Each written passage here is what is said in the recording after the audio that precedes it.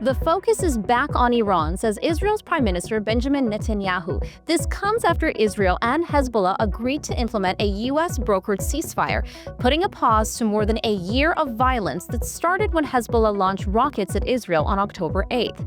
The agreement means Israeli troops would withdraw from southern Lebanon and Hezbollah would pull back north of the Litani River. But what does this mean for Iran's agenda against Israel? And what about Lebanon and Syria? To help break it down for us in studio is Avi Melamed, a former Israeli intelligence officer and founder of Inside the Middle East Intelligence Perspectives. I'm Negar Moshehedi, and this is Eye for Iran. Avi Melamed joins us now live in studio, a former Israeli intelligence official and a former Israeli official on Arab affairs. Thank you so much for being here in studio with us. Hello, Negan. Thank you for having me. It's a pleasure. Avi, there's been coverage on the ceasefire, of course, but no one's really talked about the Iran angle in all of this. Hezbollah is an Iran-backed entity, so one can reasonably assume that they wouldn't have agreed to the ceasefire had it not been for Iran giving the green light. So can you start off by telling us why would Iran give the green light to this? And also, for our audience who may or may not know you, give us some background information into your career and what you've done over the years and how this can help us understand the mindset of the different players here, which is not just Lebanon and Israel. It goes beyond that. Yes, Negan, thank you so much. Indeed, in my career, my different positions, both in intelligence and senior official on Arab affairs, I had a very close, intimate relationship with Arab communities across the region, including in Lebanon and Palestinians and others. I'm fluent in Arabic, so it was very significant in my ability to function on a daily basis and actually to interact with those communities. And one of the things that is very significant in every interaction is to understand the other side mindset and the way they look at things and perspectives they have about whatever we views reality, because sometimes you could see that there are very different outlooks between people that are coming from a different mindset or different cultural background or historical background and so on and so on. This is actually one of the major challenges as we're working with other cultures, sort of speaking, regardless of the position, whether you're intelligence or a journalist or whatever. And you're in the field. Tell us about that. Yes, I mean, one of my positions was operational intelligence counter-terror activities, and in that part I covered mostly the Lebanese arena. So I'm familiar with this arena, the people. I was, of course, it was a long time ago. I'm no longer holding any formal positions. Other position was in Jerusalem when I was a deputy and then senior advisor to the mayor of Jerusalem on Arab affairs, and I was doing a lot of work with the Palestinian communities in Jerusalem. Particularly during the time of the Intifada, which was a very rough times for the city of Jerusalem back in the 80s and the 90s. And I was kind of like trying to, in my different positions actually, I was trying to, whatever the mission was, of course, I was trying, of course, to operate based upon, again, this ability to interact with the people, either in the context of an intelligence work or in the context of policy making, or working with, in the case of Jerusalem, working in the context of trying to be a bridge builder between Palestinian communities and Jewish communities in Jerusalem, particularly in these very difficult times of the Intifada, or either trying to mediate between Palestinian communities and the Israeli authorities back then, basically to try and to provide Palestinian communities with services they needed. So, again, it depends on my positions because they had different tasks, but the common denominator was the ability to operate on the ground, interact with those communities, and I would say not less significant is the ability to gain the trust of the people that you're working with, which is, of course, I'm always saying that it took me a very long years of coffee and cigarettes to build the relationship. That's the title of your next book, right? Coffee and cigarettes. Yeah. Yeah, that could be an interesting. I had many hundreds of hours working in different arenas, interacting with the people. So, as you may understand, I'm not coming from the academic background. I'm coming from many years of hands-on operation on the ground. With, of course, lots of stories and episodes and anecdotes and unique moments. Anything that stands out that would apply to what we're seeing today with the ceasefire? Well, I mean, one of the things that is going back to what I said before, understanding the mindset of the people, which sometimes is very much different. And so talking particularly about the ceasefire right now, as we are talking about it today, the ceasefire is basically in effect. And one of the interesting things that I was not surprised to see was the perspective of triumph and defeat in the discussion. One of the interesting things to follow was, and I was not surprised to see that, was that when Hezbollah's people rushed following the signing of this agreement of the ceasefire, and they basically already announced victory. Many other people, of course, basically says, what victory exactly are you talking about? You have been significantly defeated. But it goes back to what I'm saying about the mindset, it's, and particularly for Western audience, because Western audience struggles to understand sometimes the way that other cultures are looking at reality, and particularly when you're talking Very good point. When you're talking about issues of triumph or defeat, so to speaking. It's a very elusive issue when you are talking about it from that perspective. So today, for example, I was just very quickly before our meeting, I was kind of like going over some Arab sources, and a couple of people from the region perspectives. And it was interesting to see at the same time, that some people in the Arab world are basically saying Hezbollah indeed can mark a significant achievement, while other people in the Arab world are basically saying, what achievement exactly are you talking about? I mean, this is the Hezbollah was defeated. But it's been always that story, so to speaking. I had an interesting conversation with somebody a couple of days ago, somebody from the States, a very, very wise person, head of a very big foundation. And we talked about that particular issue, the differences in mindset, and we talked about the issue, if you may recall, the final moments of the leader of Hamas, Yahya Sinwar, in Gaza Strip that were documented by a drone. And I said to him, you may be surprised to know that many in the Arab world are basically picturing that specific moment as a moment of triumph. He's sitting on this armchair and he's throwing a stick at a drone. And the person I was talking about was unable to understand it, because he was basically saying, how can they talk about it as a triumph? This is ultimate defeat in his mindset. And I said, yes, because you are thinking in English. Yeah. And it's a different mindset of thinking. So I think that this is one of the major lessons that I took from many years of interacting with the communities, is they don't necessarily think in English. And I had always to remind myself it's a different perspectives.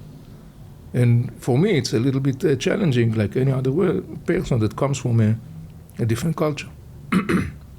Keeping on that thread of mindset, why do you suppose then Iran would say, or let Hezbollah essentially agree to the ceasefire? I think the wider context is to look what happened since following October 7. Until October 7, the Iranian regime and its proxies, what is known as the axis of resistance, they were kind of like, as far as they are concerned, they were right on the right direction, meaning sitting on the saddle, and basically, the right direction, meaning moving forward with the Iranian regime vision or ambition to become the superpower in the Middle East, the hegemonic vision of the Mullah regime, moving forward with the idea of eliminating the state of Israel. But here is something interesting that happened following October 7. When Hamas launched October 7 attack, I would say that one of the major objectives that Hamas was envisioning was that will result in the destruction of the state of Israel, and that will further serve Hamas and the Mullah regime and the axis of resistance. When you look 1 year later, today, you see that actually to a large extent the opposite was happening on the ground. Hamas and Hezbollah, two major components of this axis of resistance that are backed by the Iranians, by the Mullah regime, have been significantly damaged, I would say, following the collision with Israel during that year. Iran, the Mullah regime that up until October 7 basically was safe and sound in the sense that it has no repercussion for its aggression across the region because it's using the proxies. Plausible deniability, right? Yeah, and also immunity, because they sustain no repercussions to their aggression. It's only, as you mentioned before accurately, they will gladly sacrifice the last Arab in the service of in the altar of their interests, of the Mullah regime. But when you look at what happened during this year, since October 7, you see that to a large extent this whole equation was totally changed. First, as I said before, the major proxies of the Iranians like Hezbollah and Hamas and Islamic Jihad are substantially beaten, militarily speaking. And second, Iran itself has been basically exposed to something the Mullah regime have not experienced since the war with Iraq in the 1980s, and that is that they are now also attacked on the Iranian soil. And this is kind of like something that the cumulative impact of all those developments that happened during this last year is that it has eroded the Mullah's regime deterrence image in the region. And it's also basically forces the Mullah regime to kind of like recalculate its course. Now, this is a regime that is very sophisticated, and they know to read the map. They know to understand where the circumstances are playing in their favor and when the circumstances are not in their favor.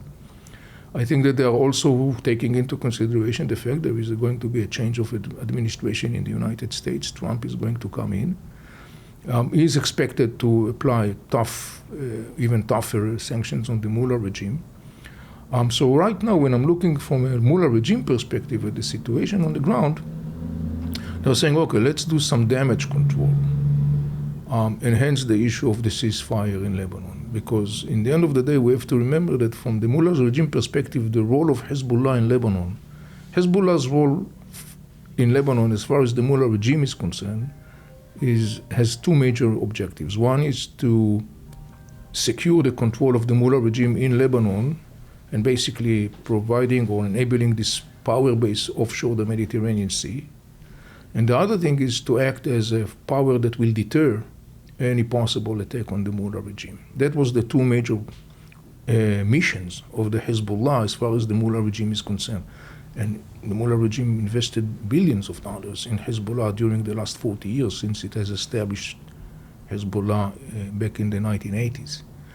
And right now, what happened following the war is that the Hezbollah has been substantially beaten.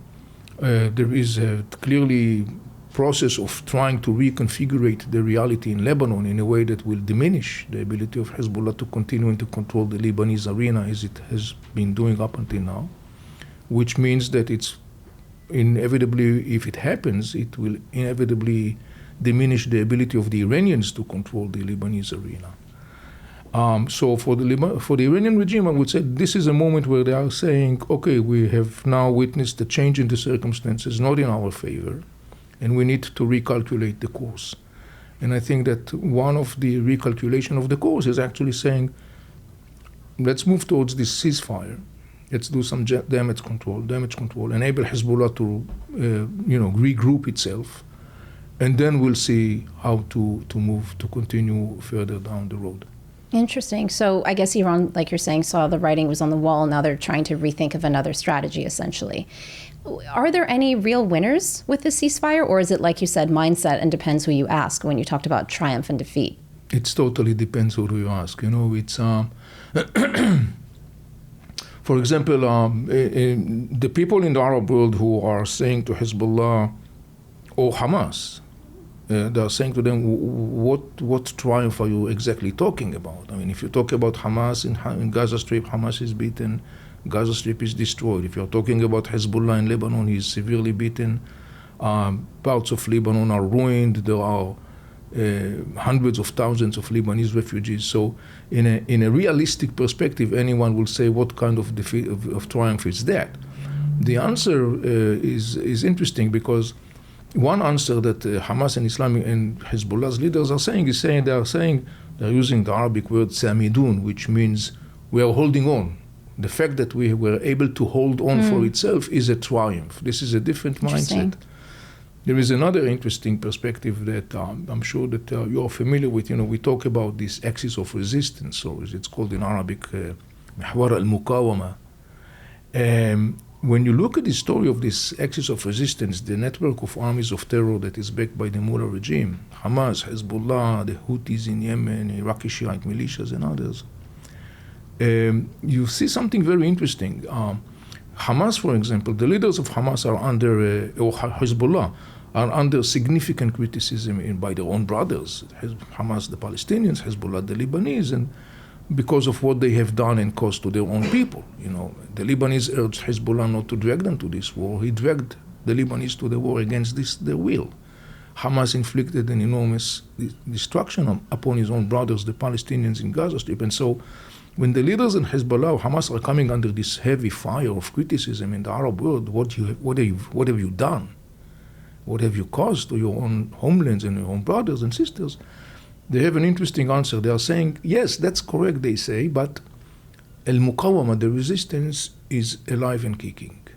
In other words, they refer to this thing, al-muqawama, the resistance, as if it was almost kind of like a living, breathing organism that is supposed to provide an answer or an excuse or justification to the enormous destruction that they have inflicted upon their brothers and sisters. Again, it goes back to this issue of mindset. Yeah, that's fascinating. You reminded me of, I believe it was the Taliban that said something to the Americans along the lines of, you may have the watch, but we have the time. Yes, that's something like that, And again, it's going back to the episode I told you about, this conversation that I had with this guy in the States about the last moments of Yahya Sinwar, and I said, and he was unable to go out of the English. Couldn't process mindset. It, right? His mind. And it's a brilliant person. I mean, and he was like, he said, I don't understand. He says, like, Hamas is significantly beaten. Hezbollah is significantly beaten. I mean, how can they even come back to their own people and basically say, support us or identify with us or give us your trust? And I said, look, because they're saying to the people, we are a marathon runners. We are the long run, This is something that is a long run process. And when I was talking about Hamas, for example, I explained to him that I said, look, Hamas' very core of existence, the mindset, and I had meeting with people and discussions with people that were both Hamas and Hezbollah in my positions. And I was having interesting discussion with those people. And they really are coming from a place, or at least some of them are coming from a place who really basically says, look, we view the ideology that we are standing for, which is a very radical and globalist and expansionist, talking about caliphate and talking about all those things. We really view that as something that is really tangible. We really think this is something that is in overlapping or in collidence with it's manifesting the divine will. We truly believe in that. And whatever it takes to get there, it will take to get there. And that was one of the interesting episodes, for example, based upon my work back in the past, when I was sitting with those people and I started to realize back then in my early days, in my positions, that I need to understand that this is a different mindset. But it's a constant process of learning to understand that this is a different mindset. And particularly from people from the West who are, as I'm saying all the time, the region, the Middle East, doesn't think in English, doesn't necessarily think in English. That's amazing you were able to have those experiences and to have those conversations and interactions with people who may not necessarily have the same viewpoints as you, because until you understand, like you said, the mindset of other people, then there's no really moving forward past anything, including the ceasefire, for example. Let's turn our attention now to Prime Minister Benjamin Netanyahu. After the ceasefire, he actually said, great, now I can turn my attention and my focus solely on Iran. He calls it the head of the octopus of this axis of resistance that you mentioned. What does he mean by that? Turning his focus to Iran, what does that actually entail in practice? Is it bluster, or is there going to be real action? Well, look, the whole issue of Iran, the head of the octopus, is not something new. I mean, it has been going... He's talked about it for 20 years now. That has been his major flagship, sort of speaking. Not only his, by the way. Other players in the region also, the Arab states that are threatened by this Iranian ambitions and the axis of resistance, they are basically also describing Iran as the head of the octopus. that needs to be, restrained. Look, Netanyahu. I'm not an Israeli spokesperson. I'm not dealing with Israeli politics per se. I'm dealing with Middle East issues. But it seems to me like Netanyahu is now trying to monetize, in a way, the issue of the ceasefire, because there is, despite of the Israeli significant military achievement in the collision with Hezbollah, there is a lot of discontent within parts of the Israeli public opinion, and particularly the northern communities. Who are without a home. And there is a sense of sourness, to the best of my impression, because they are saying, well, Israel had a great military achievement against Hezbollah, it's very clear, but it seems like that those achievements have been wasted and not being translated into something much more decisive on the ground that really, really needs, answers the needs of Israeli communities in security. I think that Netanyahu is aware of that, because he had a very tough meeting with the heads of the municipal councils in the north yesterday or the day before yesterday. And he heard that tough criticism. And I think maybe from a political perspective, Netanyahu is kind of like trying to divert that criticism by basically refocusing on the issue of Iran, or to be more accurate, the challenge that the mullah regime in Iran presents to Israel and to the region. I do think it's important to make the distinction between the Iranian people and the mullah regime. Of course. And that's the reason I'm not saying Iran, I'm saying the mullah regime.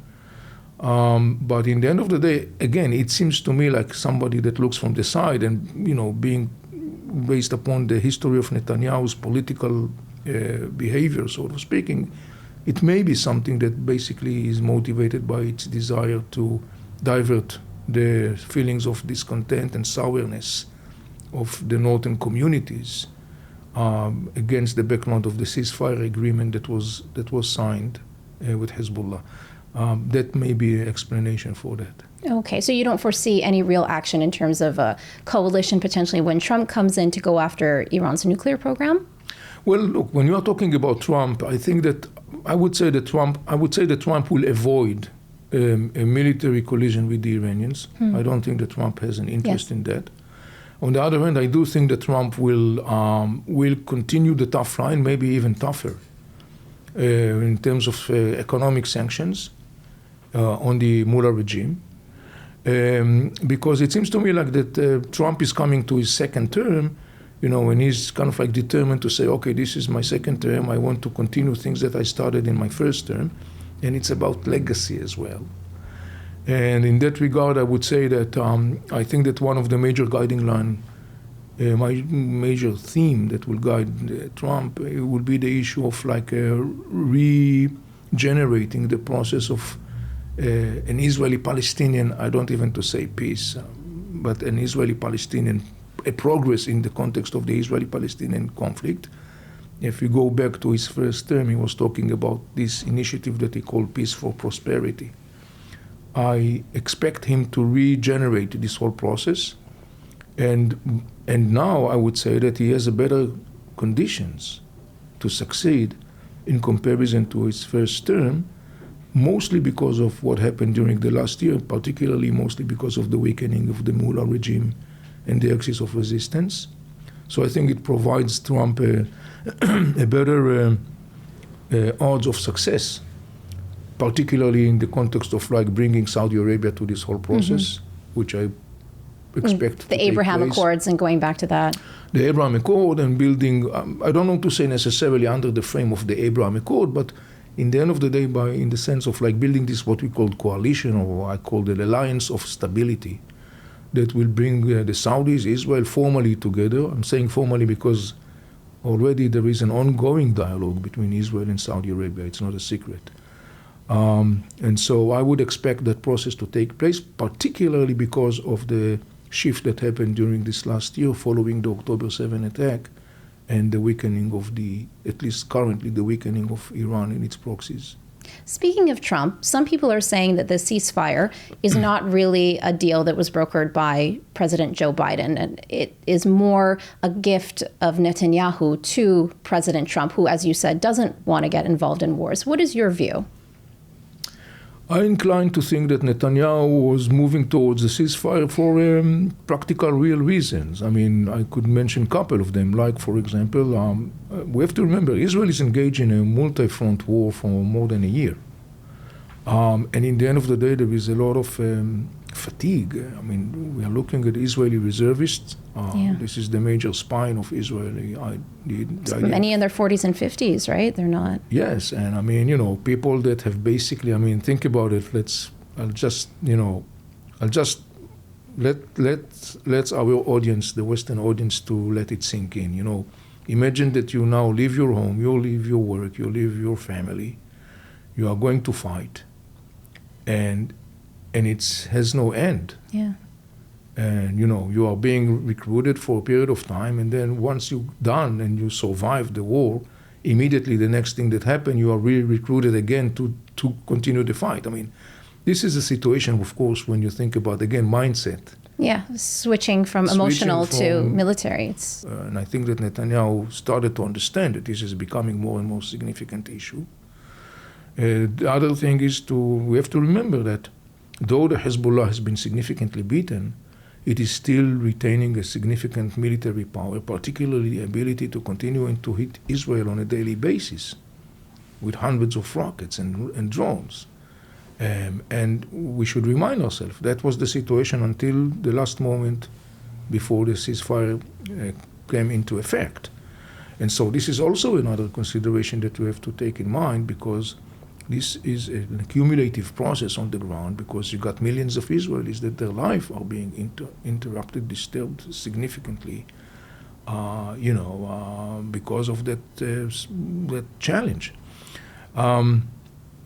I think also in terms of the logistical and military capacities, again, we have to take it into consideration. You're looking at more than 1 year. Yeah. The army is extended to its full capacity, but there is a lot of erosion. There is a lot of so all of these things together, basically, in the end of the day, are a significant part of the reasons I think that we're pushing Netanyahu towards an arrangement. Other than that, of course, I think that also has to do with the objectives of the war. The objective of the war, as it was defined by the government, was not to eliminate Hezbollah, and rightly so, because it's totally not relevant. Hezbollah is not going to disappear. The objective of the war, in the end of the day, was to enable Israelis to return back to their communities in the north and to create the conditions on the ground that in the future Israelis communities will not be exposed to the threat that Hezbollah has been presenting. As of now, and this is the issue here, as of now, the northern communities, leaders of Israel, are not sure that this objective has been achieved, even though Israel has can mark a significant military achievement. They are not sure that this objective, meaning of bringing back the people to their home where can they live safely, they are not so sure that this objective has fully achieved. And so here is the reason for this discontent and sourness among these leaders of the northern communities.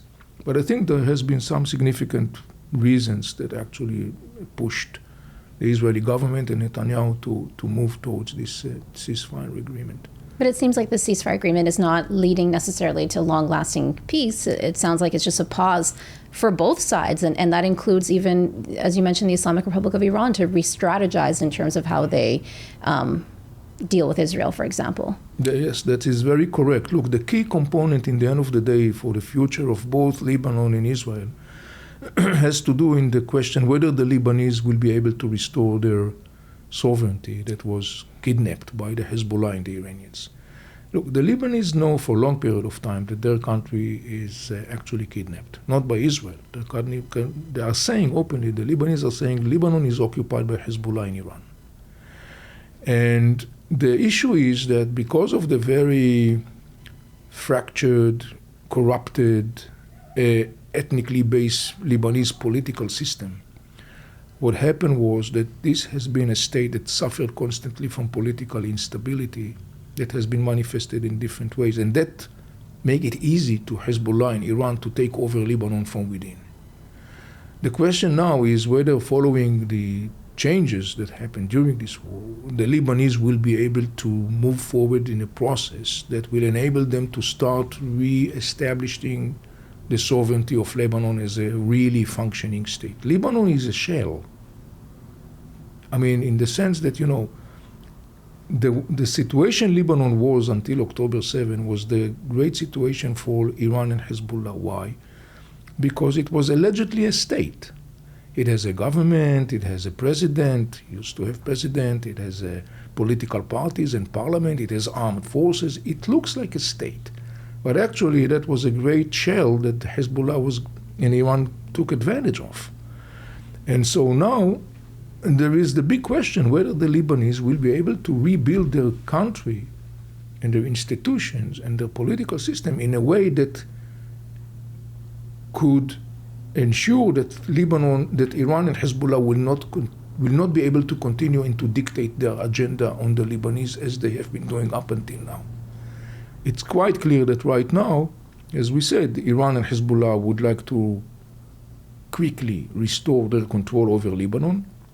And now we are in a phase where we'll see this interesting power struggle evolving, because when you put all the triumph announcements and all the rhetoric aside, Lebanon is not the same Lebanon as it was on October 7. And the Lebanese are saying it to the Hezbollah. They're saying we are not willing to go back to this place where you basically are the one deciding when are we going to fight and when are we going not to fight.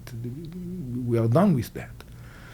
So it will be interesting to see what will happen. And in that regard, I will add that an enormously significant role will be to the Western powers, and particularly Trump administration, if they could assist the Lebanese in their struggle to restore their sovereignty. Yeah, that will also have a huge impact, not just on Israel, but on Iran as well, and its influence in the region. Correct. I don't know if you heard about the incident at the Lebanese airport a few weeks ago. It was with Ali Larijani. He's one of the advisors to Iran's supreme leader, Ali Khamenei. Apparently there was some, just to give a recap to our audience, there were some people traveling with him, part of the Iranian delegation, who refused to be checked at the airport. So then they actually shut down the entire airport and wouldn't let them go through. What does that speak to you? Does that mean that Iran's influence is starting to decrease? Honestly, if you ask me, I'm aware of this incident, and actually I thought it was fabricated. Interesting. And why is that? Because it was exactly the same time we're at the peak of the anger in Lebanon on Hezbollah, because what's going on, again, we have to remind ourselves, Hezbollah launched a war on Israel on October 8th against the will of the Lebanese people. The Lebanese, begged Hezbollah, urged Hezbollah, do not drag us to this war. It's not our war. Hezbollah ignored them. So it dragged Lebanon to this war, resulting in an enormous catastrophic outcomes for Lebanese. There are hundreds of thousands of Lebanese who flee. Lebanon is already a crumbling state. And then you got a situation where the anger in Lebanon and Hezbollah is mounting. Hezbollah lost all of its senior leadership, the military and the political one, including Hassan Nasrallah. Which was huge. It was huge. And that was a specific phase where it was very clear that the Hezbollah is very shaky because of what happened to him, the whole story of the Beepers attack and other things. Naim Qassem, that actually came into position of leadership of the Hezbollah, was basically, it was very clear that he was totally not knowing what to do exactly. He was kind of like confused, and it was very clear that it was a situation where Hezbollah was very shaken to its core. And that was exactly the same time with the story of the delegation, the Iranian delegation, Larijani visiting the airport. Yeah. And then all of a sudden there was those reports coming from Lebanese sources that talking about the fact that they have refused to be checked, and then they had to shut down the airport. And I was thinking to myself, it seems to me too good to be true. All of a sudden the Lebanese are retrieving their lost sovereignty. All of a sudden, after all those years, where basically the airport is controlled by Hezbollah. Really? Yes. The Lebanese International Airport is controlled by Hezbollah, like as the ports. You may remember, of course, the major disaster of the explosion in the Beirut port in 2020. Devastating. That disaster explosion happened because Hezbollah was storing these chemical materials in the port against the regulations, because Hezbollah is the real boss in Lebanon. And when there was an attempt to establish an inquiry committee following this disaster of the explosion in Lebanon, the Lebanese, by the way, call it Hiroshima. Oh, wow. The Hezbollah basically sent a very clear message: there will be no investigation. They sent a very clear intimidations. They took out at least one or two persons that were basically eliminated them, killed them, that knew a lot of things about what was going on there. So we are looking at a entity, semi-state entity, Hezbollah, that basically took control over Lebanon. So going back to the story of the airport, I was not impressed with that. I basically said it's fabricated. It's interesting because I made a public note about my observation, and I can tell you I got a lot of response from the Arab world. People who says like, you're totally right. Interesting. And when you say Hezbollah is the boss of Lebanon, after the ceasefire, do you still see Hezbollah as the boss of Lebanon? And with your answer, would that mean also, because Iran is the boss of Hezbollah, would Iran not then be the boss of Lebanon in that sense? You still see that after the ceasefire? Well, currently they're all in a situation of re-evaluating their position. Hezbollah is not in the same place he was on October 7. He's not in the same place. He's in a much weaker place than he was in October 7. Still, he maintained and retained power, enough power to continue and to at least try to continue and to dictate its control over Lebanon.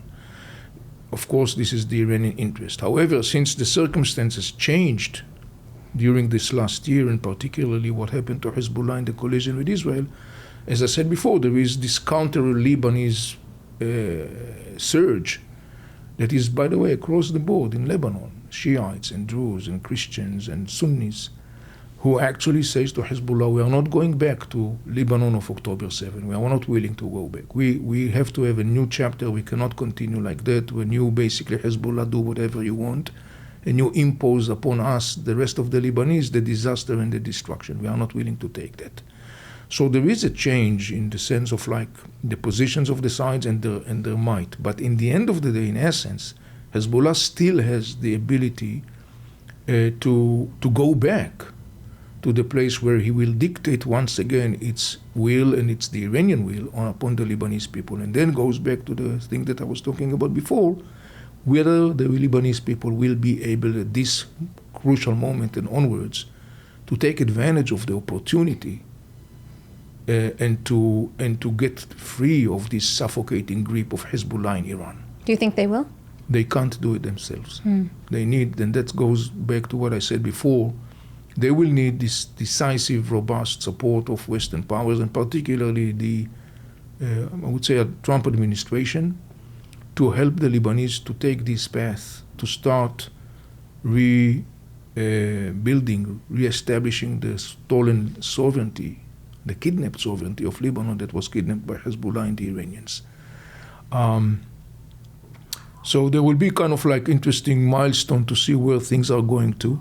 One milestone, for example, will be, of course, the whole issue of the what's going to happen on the ground in South Lebanon, meaning the Lebanese army announced formally they are going to deploy massively in South Lebanon, which should be the case according to the arrangement. The question, of course, what will be this nature of deployment? Is it going to be strong enough to prevent Hezbollah from rebuilding its presence in South Lebanon? So this is one milestone or one point to see how things will evolve. Another one is to do with the issue of the electing the Lebanese president.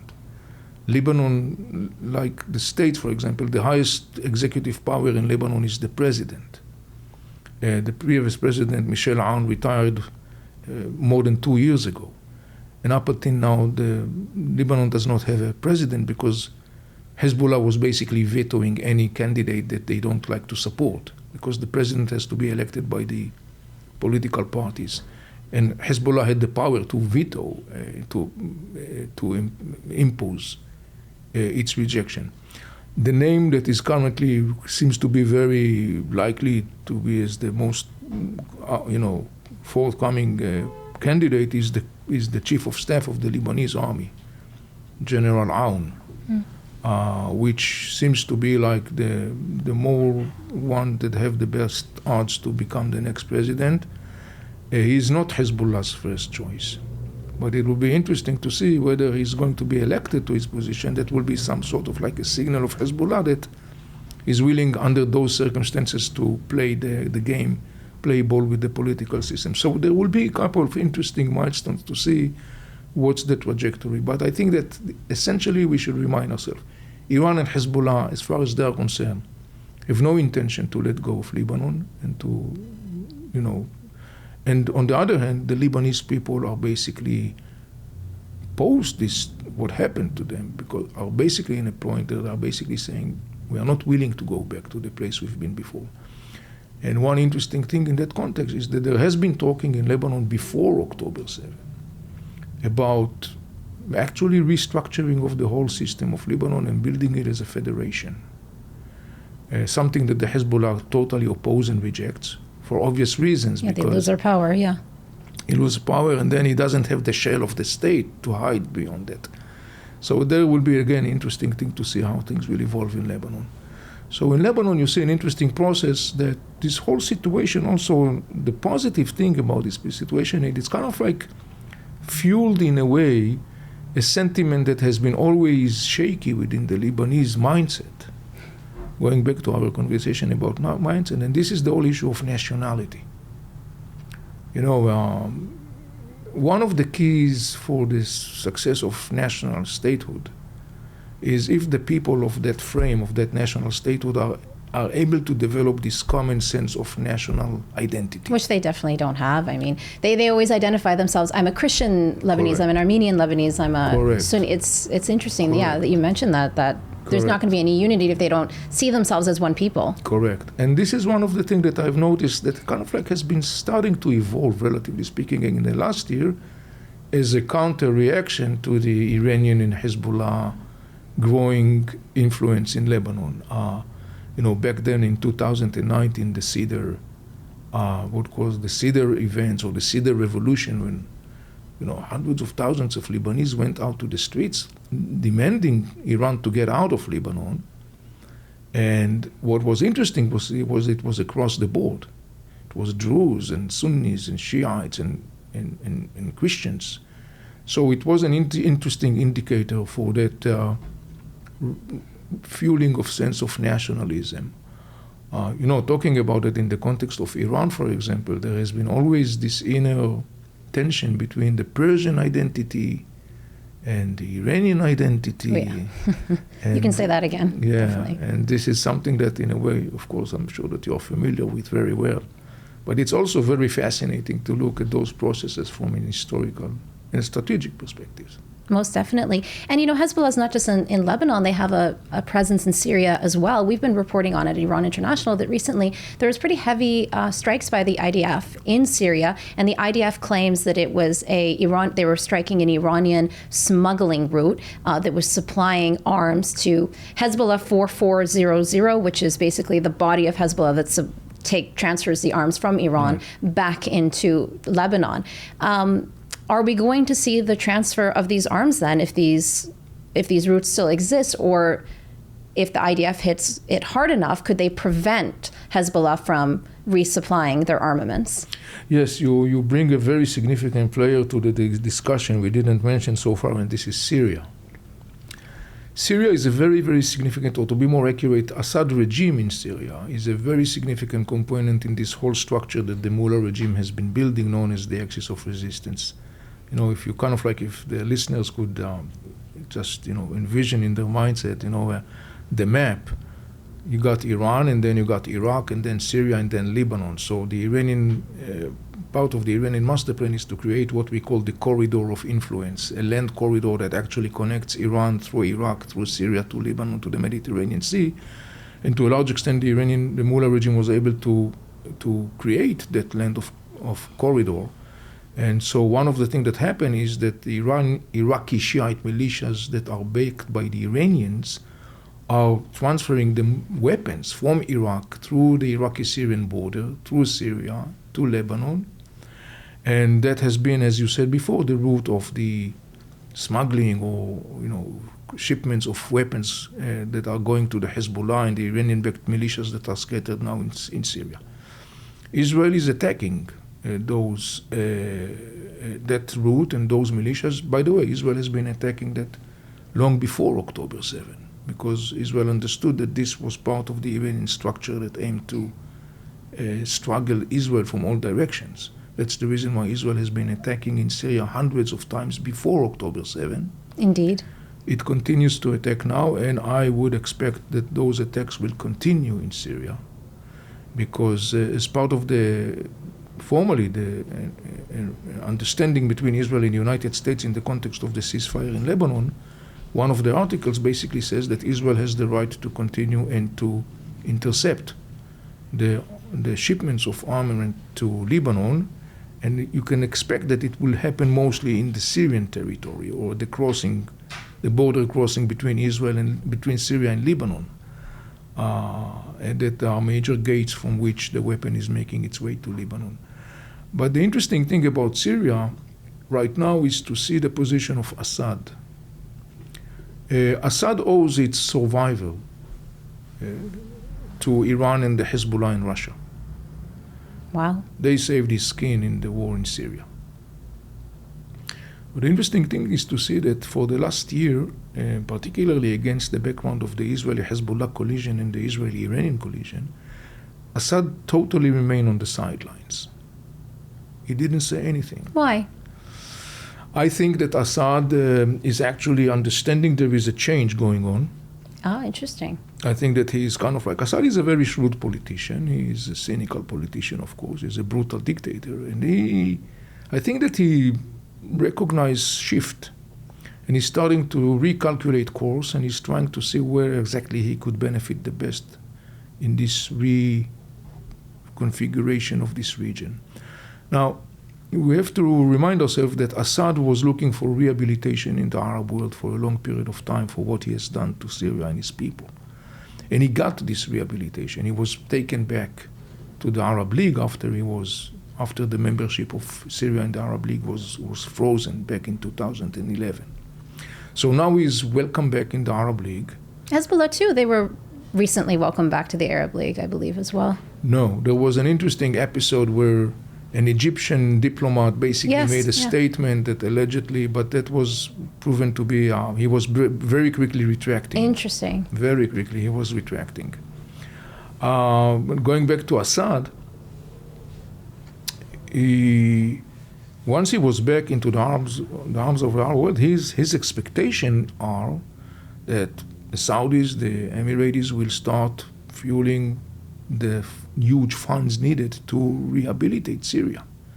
And he was hoping that through this rehabilitation in the Arab world, he will also gain international rehabilitation, and particularly in context of the relationship with the American administration. It didn't happen up until now. Though Saudi Arabia and the United Arab Emirates basically restored their relationship with Syria to a certain extent, the money did not come in yet to Syria. And the reason for that is because they're saying to Assad, look, as long as you are part of this Iranian axis, we are not going to support you financially as you expect. Now he's facing a lot of challenges in the northern part of Syria. The Turks' involvement in Syria, Turkey is basically controlling part of northern Syria. Today, as we are talking, the rebels in Syria resumed their momentum on the ground. They reoccupied couple of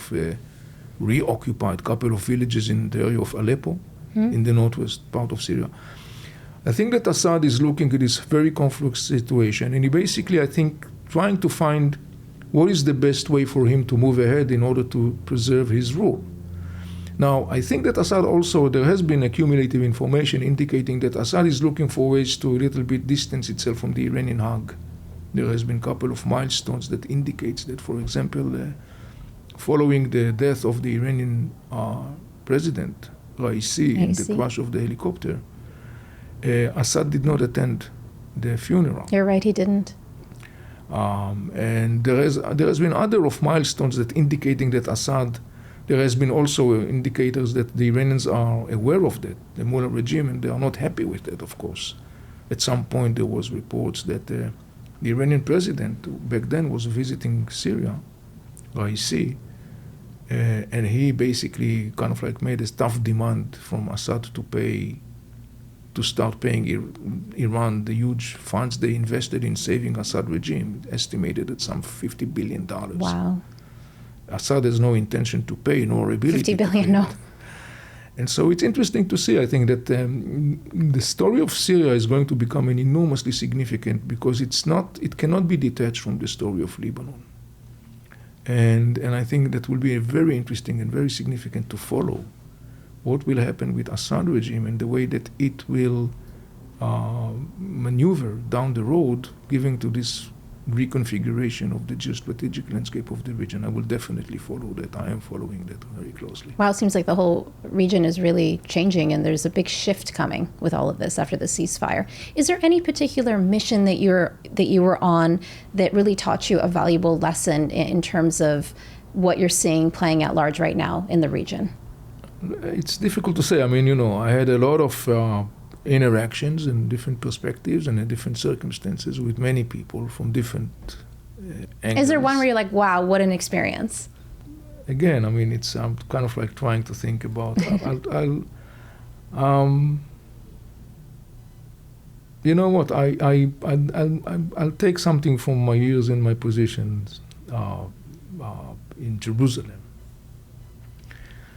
When I was appointed to my position as a deputy advisor to the Arab Affairs mayor, the legendary mayor of Jerusalem, Teddy Kollek,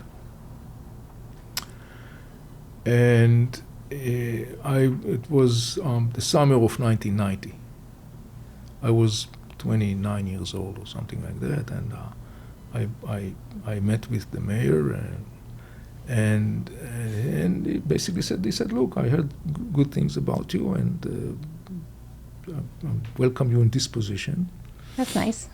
Yes, and it was an interesting meeting for itself. But he says, like, what do you think about the position? And I said, look, I don't know. I know that I'm entering this huge volcano. I mean, I said it and I didn't know how right I'm going to be because 2 months later was the big terrible incident of the Temple Mount where 24 Palestinians were killed and there was a lot of violence going on, and I was just right there in the middle of this whole thing. Now, the interesting story was that that specific day, the background was, what was going on was, you may remember, was the time of the tensions over the invasion of Iraq to Kuwait. Yes. Saddam Hussein, exactly that time, started the whole crisis of the Iraqi invasion to Kuwait. And there were concerns about the fact that he may use a chemical weapon against Israel. Oh. And so there was a discussion in Israel, and the decision of the government was to distribute to all the people in Israel a kit to defend themselves in case of chemical weapons, including, of course, the Arab population. I had no idea. Yeah. So these were the days of the summer of 1990. And in the very same day of the Temple Mount incident, what happened there, the very same morning, I was that day on a professional tour with the head of the emergency authority in Israel that was in charge of this whole contribution of these masks, gas masks. It's like we are talking about millions and millions of kits that has to be deployed to people and to kids and to old people.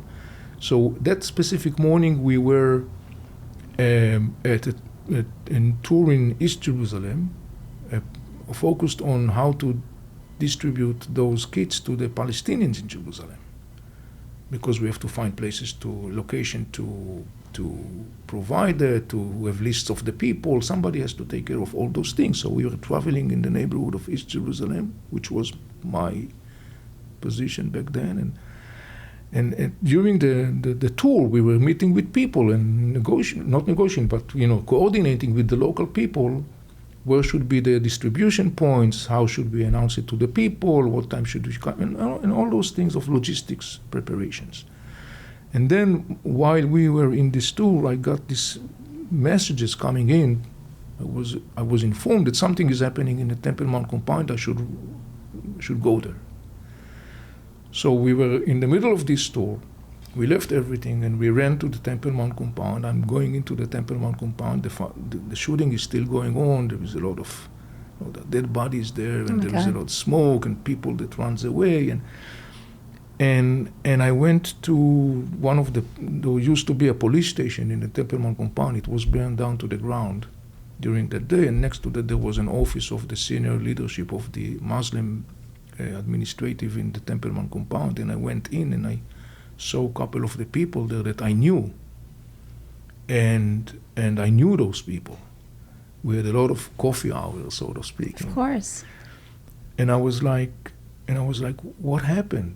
Because what happened? What happened? What's the? And I remember that one of them was like looking at me and say like, you see, we can never ever trust you. Oh. And I was thinking to myself, I was this morning trying to provide services to your brothers and sisters in East Jerusalem. I was doing, but it was very. How did that make you decisive. feel? I mean, look, it's. I could understand that moment. But I was saying to myself, that was an interesting moment where I was kind of like, divided within myself. And I didn't want back then to start talking about the issue of responsibilities and stuff like that, but I think that it was one of the moments, that I clearly remember that moment, very, very clearly, specifically remember this moment. And it was particularly because of the fact that an hour before, I was traveling in those neighborhoods, basically trying to provide this service, which was very much needed for the Palestinian communities in Jerusalem. So it was kind of like a very, you have these moments in life where you keep the memory very vivid. That's one of those moments. And the issue of trust is so important. You see that especially after October 7th. Yeah, as well. Definitely. The issue of trust is definitely one of those things. And by the way, I also, in a way, associated with something that is very significant when I'm meeting and talking to Western audience, particularly now against the background of October 7 and everything that happened. That I'm in a almost a year mission here of educational mission to provide people with the professional understanding of what happens in the Middle East from a professional perspective, not from a political one. We are apolitical in our approach. And one of the things that I bring to the discussion, which is very significant, I'm talking about the need for, governmental accountability. And I'm saying, people are talking about October 7 in different aspects. You got pro-Palestinians and pro-Israelis and all those things. And I said, but one thing that is absent from the discussion in the West is the issue of the governmental accountability and the need to hold Hamas, in the end of the day, as accountable for what happened to its own people. And I'm saying to people, look, in the Arab world, there is a lot of criticism on Hamas. The Arabs are holding Hamas accountable for what happened in Gaza Strip. So why are the fact that some Western circles are exempting Hamas from responsibility? By the way, also there is an interesting effort of those circles to associate the story of Lebanon and the Palestinians, even though it's totally different two issues. I'm saying to these factors, if you continue to exempt Hamas from responsibility or accountability, or exempt Hezbollah from accountability, it's only going to inflict more death and destruction upon both Israelis and Palestinians, and Israelis and Lebanese. And one of the major messages that I'm bringing, and goes back to the issue of this episode that I'm sharing with you, is the issue of responsibility and accountability. Because in that specific moment, in the Temple Mount compound, I didn't want to say to this person, which I knew had a lot of a negative role in what happened that day. I didn't want to say, what about your accountability and responsibility? You are saying to me, we can't trust you. And I didn't want to push back and say, what is about your accountability and responsibility as a leader? But I didn't say that. But this was something that, and particularly now, it's kind of like connects to that in many different ways. Yeah, very important to what's happening today. Thank you so much, Avi Melamed, for your time today. It was a fascinating discussion. Thank you for coming into studio. Of course. Thank you for having me, Regan. Leave us a review, hit the like button, or leave a comment. The Eye for Iran podcast series is created by Iran International, the go-to destination for expert Iranian news in both Farsi and English. For more, head to our dedicated English website, iranintl.com/en.